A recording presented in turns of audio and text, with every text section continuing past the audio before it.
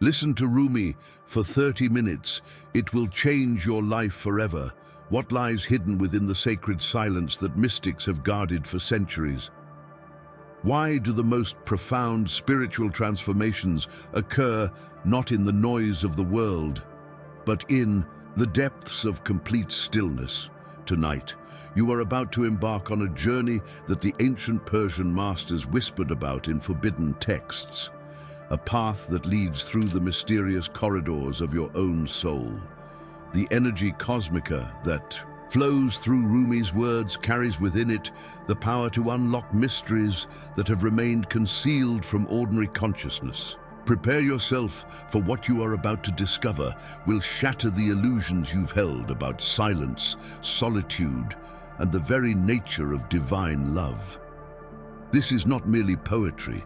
This is the blueprint for spiritual awakening that has been preserved in the most sacred manuscripts of antiquity. Like, comment, and subscribe as we venture into territories where few dare to tread, and where the keys to your transformation await.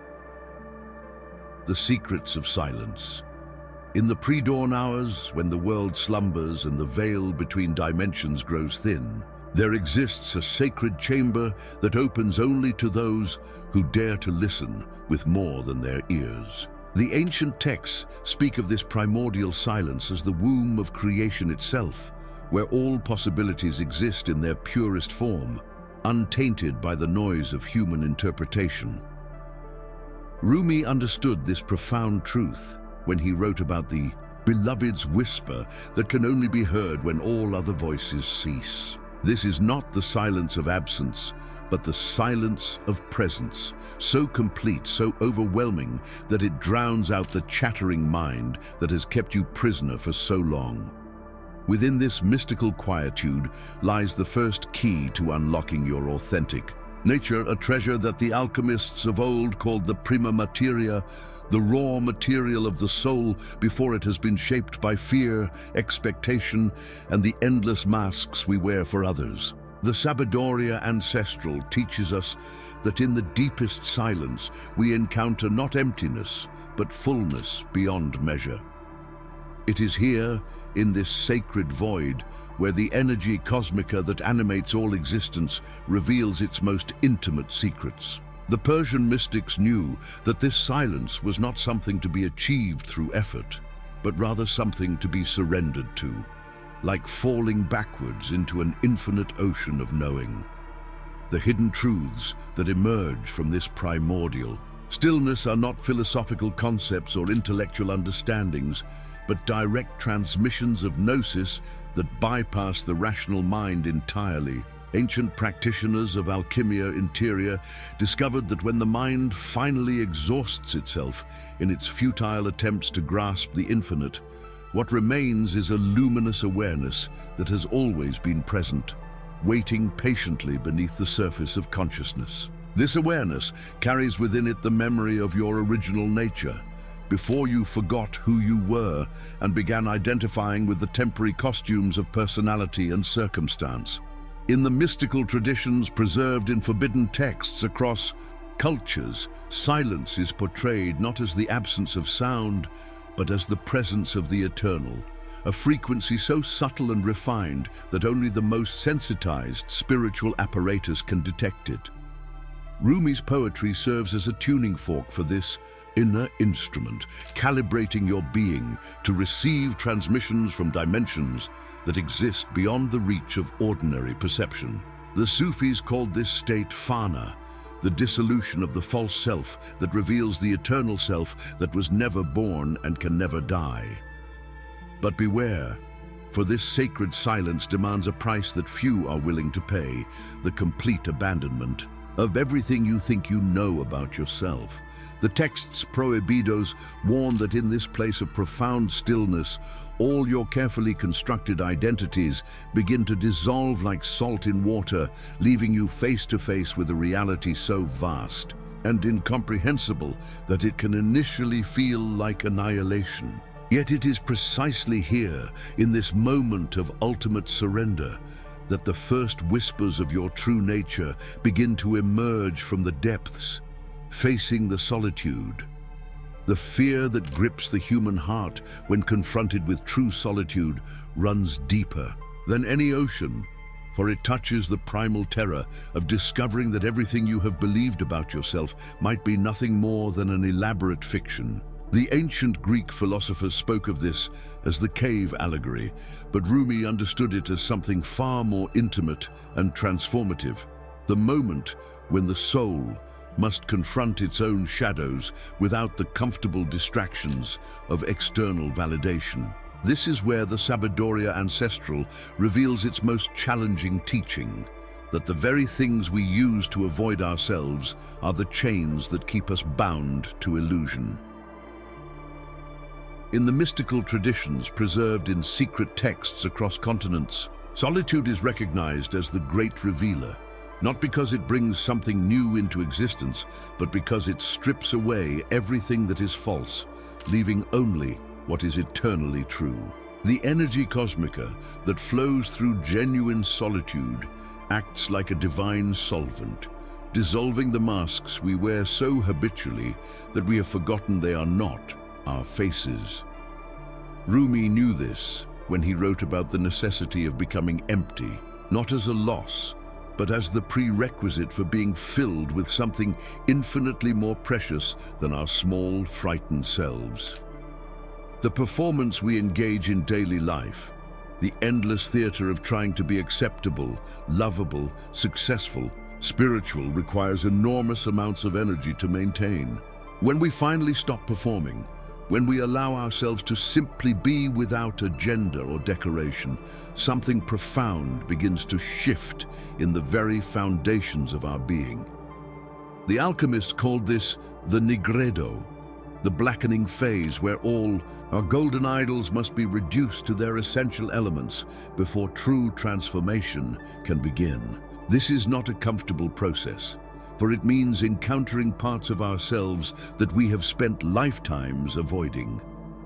Yet within this confrontation with our own depths lies a secret that the textos prohibidos have guarded for millennia, that what we fear most about ourselves, our darkness, our emptiness, our apparent insignificance, is actually the doorway to our greatest treasure. The Persian mystics understood that the beloved they sought outside themselves could only be found within the depths of their own being, in the very places they were most afraid to look. This is the paradox of spiritual awakening. We must be willing to lose everything we think we are in order to discover everything we actually are. The silence that emerges from authentic solitude carries within it the power of 1,000 suns, for it is charged with the accumulated wisdom of all the moments we stopped running from ourselves. The misterios ocultos begin to reveal themselves not through revelation from above, but through excavation from within, like an archaeologist of the soul uncovering artifacts of infinite value that have been buried beneath layers of conditioning. And fear, Rumi's verses become luminous maps in this inner geography, guiding us through territories where conventional knowledge has no power and only the heart's intelligence can navigate. But as the masks begin to fall away and our true nature starts to emerge from behind the veils of personality, we discover that we are approaching a threshold that has tested seekers throughout history, a place where even solitude itself must be transcended. Awakening to your true self, beyond the dissolution of masks and the embrace of sacred solitude, lies a territory so intimate and revealing that most spiritual traditions have spoken of it only in whispers, encoded in symbols that protect the unprepared from truths too vast for the conditioned mind to comprehend.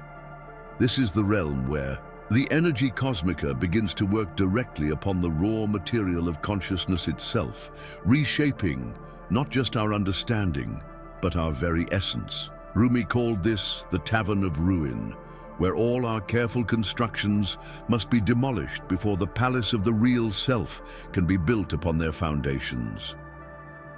The awakening to your true nature is not a gentle process of gradual enlightenment, but a complete ontological revolution that transforms every cell of your being, every breath you take, every heartbeat that sustains your existence. The Sabadoria ancestral, preserved in the most sacred manuscripts, speaks of this as the moment when the seeker realizes they were never seeking something outside themselves, but rather removing the obstacles to recognizing what was always already present. This recognition comes not as a thought or feeling, but as a direct transmission of gnosis that bypasses all mental categories and strikes directly at the core of being itself. In the hidden chambers of mystical practice, where textos prohibidos have been preserved by lineages of awakened masters, this phase of transformation is described as the marriage of opposites, where the small self and the universal self recognize each other as lovers who have been separated only by the thinnest veil of misperception.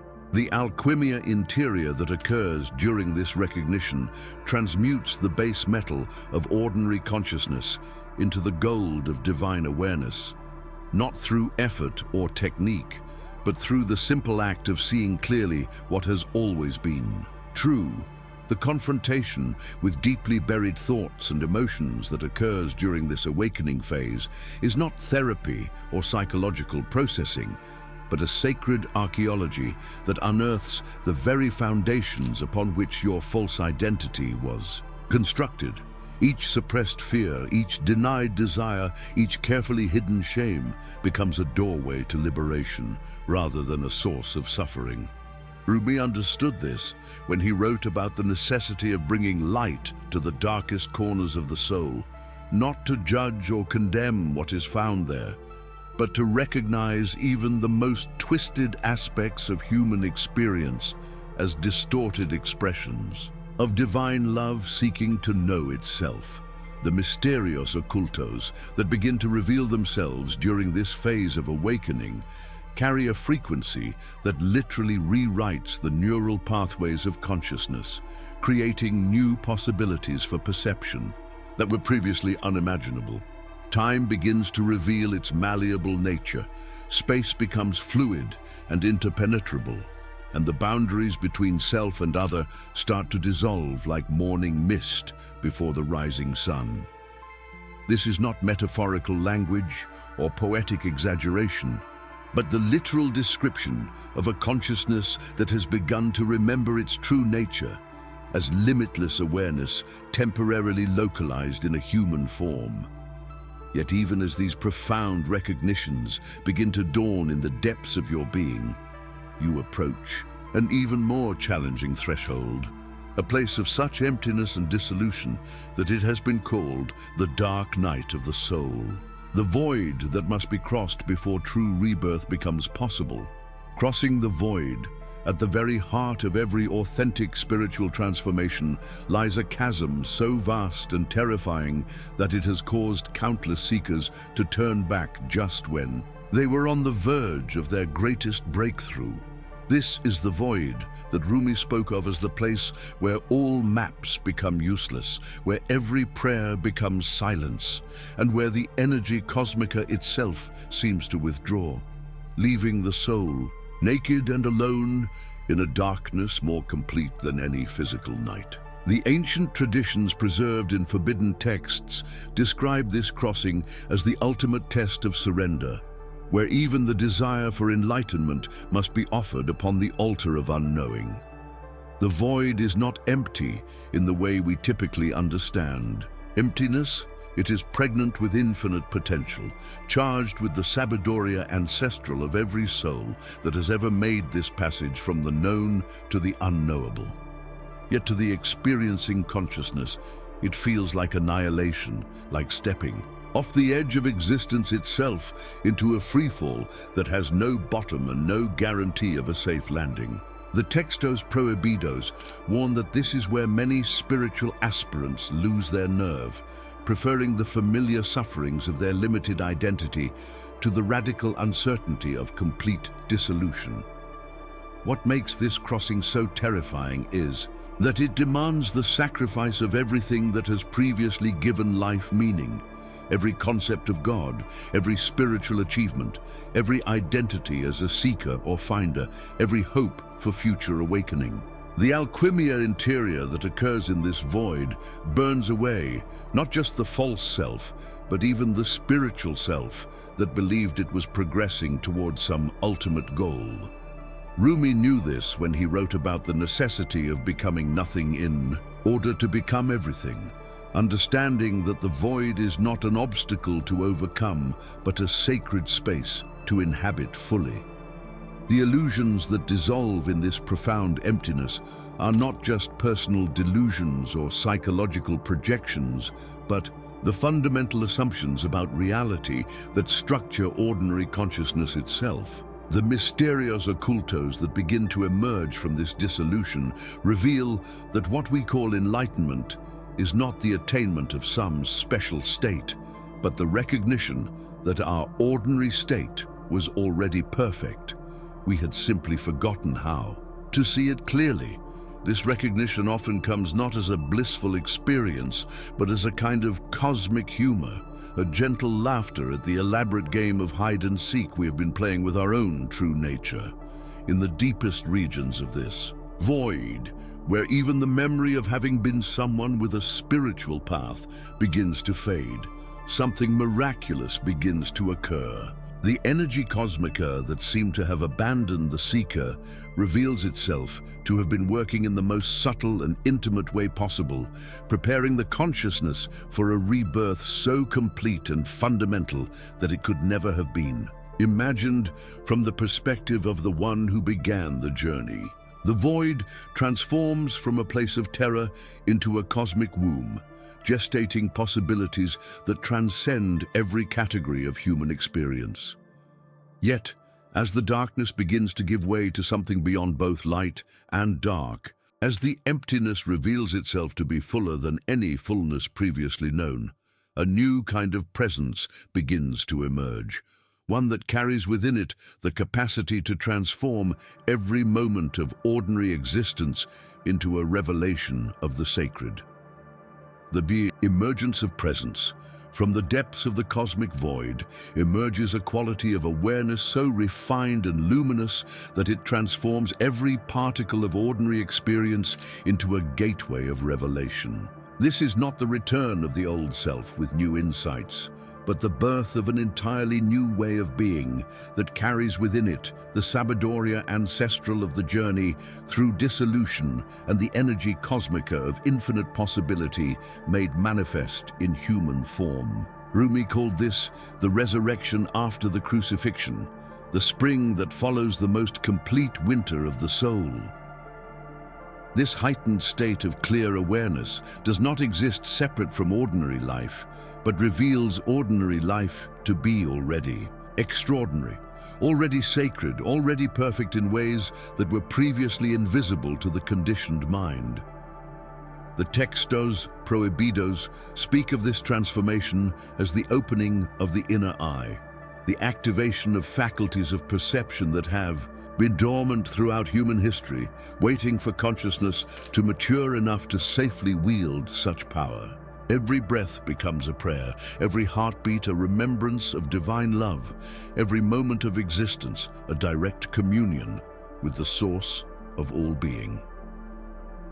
The integration that occurs during this phase is not a process of bringing spiritual experiences into ordinary consciousness, but rather a recognition that there was never any separation between the sacred and the mundane, only a habitual blindness that prevented us from seeing the miraculous nature of what has always been present. The alchemia interior that transforms perception at this level works like a divine lens, focusing the scattered light of awareness into a laser beam of presence that can penetrate even the most apparently solid aspects of reality and reveal their luminous essence. In this state of deep integration, the mysterios occultos that were previously hidden behind veils of complexity reveal themselves to be utterly simple, so simple that the mind cannot grasp them, yet so obvious that the heart recognizes them immediately as truth that has never been forgotten, only temporarily obscured. The paradoxes that once tormented the seeking mind now resolve themselves effortlessly, not through intellectual understanding, but through a direct knowing that transcends all conceptual frameworks, while simultaneously illuminating them from within. The presence that emerges from this integration carries within it a quality that the Persian mystics called baraka, a blessing force that spontaneously uplifts and transforms everything it touches without effort or intention.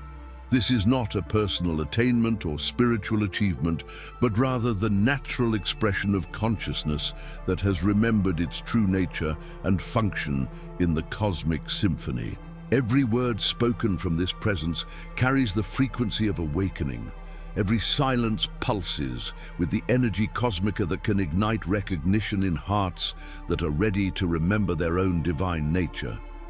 Yet even as this profound integration begins to stabilize and the new way of being becomes as natural as breathing, there remains one final recognition that will complete the transformation.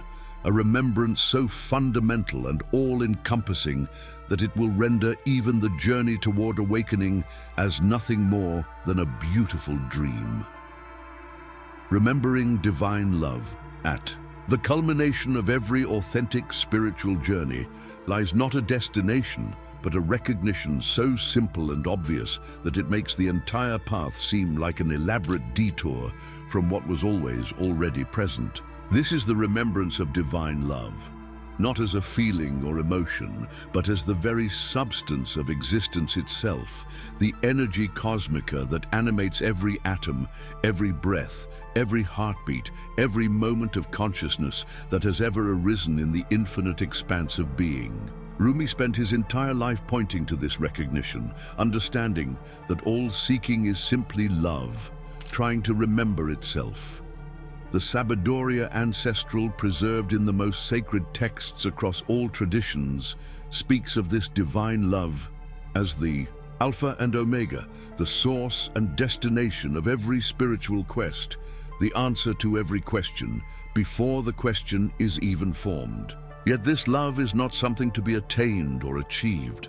It is the very fabric of reality itself, the unconditional presence that has been sustaining your existence since before you were born and will continue to embrace you long after your physical form returns to the elements from which it arose.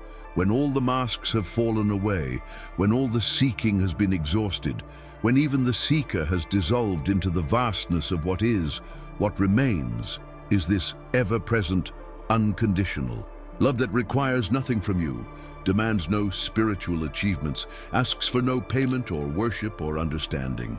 The textos prohibidos describe this recognition as the moment when the wave realizes it was always ocean, when the ray of sunlight remembers it was never separate from the sun, when the individual drop of consciousness awakens to its true nature as the infinite sea of awareness itself.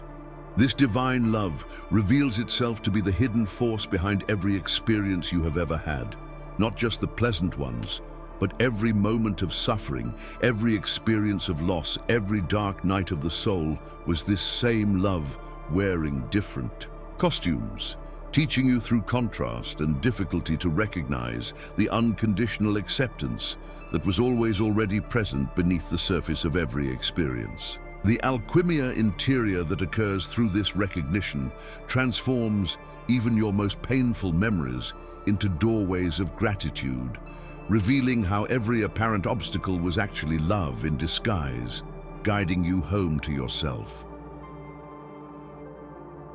The mysterios, occultos that seemed so complex and hidden throughout the spiritual journey, now reveal themselves as variations on a single theme: the infinite creativity of divine love expressing itself through the countless forms and experiences of manifestation. Every tradition, every teaching, every technique, every path was simply this love calling to itself across the apparent divide of separation, using whatever means necessary to awaken consciousness to its true nature as love, loving itself into infinite expressions of beauty and wonder. In this final recognition, the energy cosmica that seemed to be something you could connect with or disconnect from reveals itself as your very essence. Not something you have, but something you are. Something you have always been, something you could never not be, even in your moments of deepest forgetting. The circle completes itself. The journey ends where it began, and you realize that you never left home at all. You were simply dreaming you were lost, until the dream of separation dissolved into the eternal awakening of divine love, recognizing itself in every form, every face, every heart that beats with the rhythm of infinite compassion. Now that you have walked through the sacred chambers of silence, faced the depths of your own solitude, awakened to your true nature, crossed the void of dissolution, emerged into integrated presence, and remembered the divine love that you are, what mysteries still call to your awakened heart. The energy cosmica that flows through Rumi's wisdom has shown you that transformation is not a destination, but a way of being, not an achievement, but a recognition of what was always already perfect within you. Share your revelations in the comments below, and don't forget to subscribe as we continue unveiling the Sabiduria ancestral hidden within the world's greatest mystical teachings. In our next journey together, we'll explore the forbidden texts that reveal the secret practices of the Persian masters, mysteries that have been waiting centuries for hearts ready to receive them.